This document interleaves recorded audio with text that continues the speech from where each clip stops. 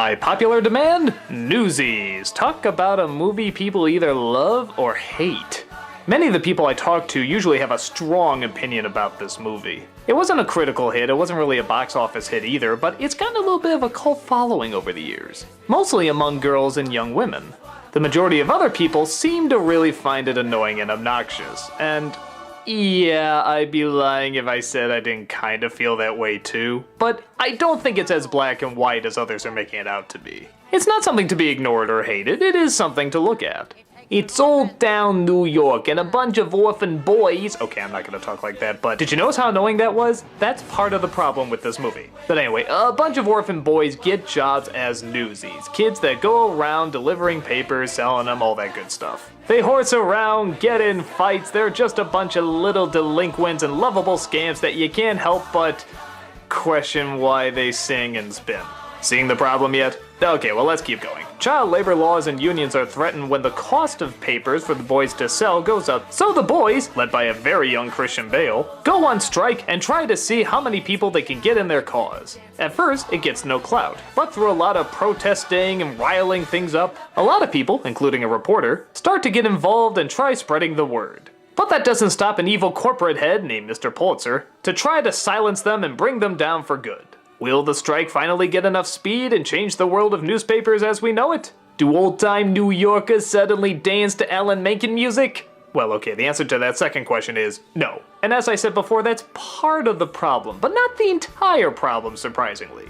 This is not a movie where you feel like no effort was put into it. It clearly did have a lot of effort put into it, and it shows. Really look at this choreography, look at how fast they are, look at how tight it is. This is a movie that clearly had a lot of work put into the musical production part.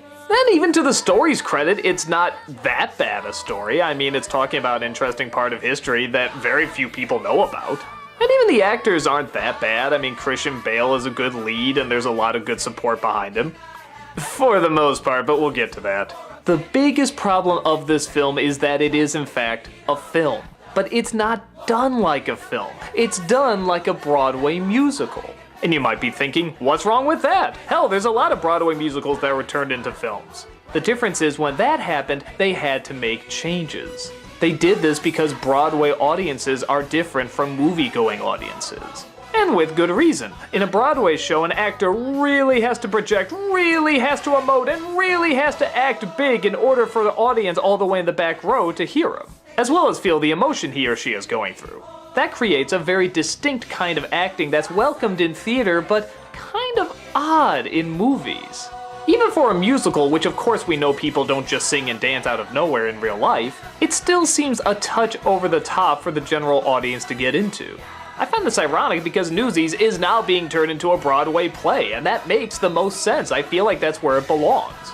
But here, it's just kind of awkward, and it doesn't really suck you into the world that it's creating. Mostly because it hasn't created that much of a world. The city looks like a realistic city, the clothes look like realistic clothes. So when people sing and dance and talk this over the top, it doesn't fit.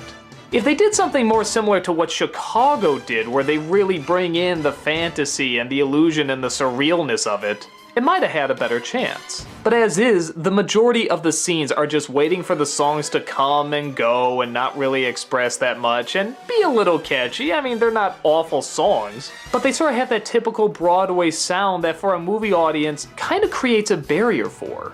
In film, you can get close-ups, you can do zoom-ins, you can pan back, you can do all these cool tricks with the camera, but everything is shot at a distance. Again, like it's a Broadway show, and that's not what we're watching. So, the over-the-top songs and over-the-top acting would work if it was in an over-the-top environment, but it's not. It's trying to make it look like a historical-looking New York of the past. And if you don't want to see a movie and instead want to see a Broadway show that has a touch of a cinematic look, then you'll like this movie fine. I think that's why so many girls and young women do get into it. Many are Broadway fans. But if you're looking for a better balance, say like what Fiddler on the Roof did, this one relishes its over-the-top feel-good attitude a little too much and comes off unbelievably corny. So I do kind of feel bad for not liking the film because it's very clear that people worked very hard on it. The music's not bad music, the dancing is good, and for what the actors were told to do, they do it fine. It's just in the wrong medium. And I think those filters really can get in the way for some people. So yeah, I did find it annoying and obnoxious, and I did want to fast forward through a lot of the scenes, but I know there is an audience for this that can get into that kind of acting and that wonderful dancing and so on and so forth. It's just not me. I appreciate the effort, but this is a story I definitely don't need to read all about.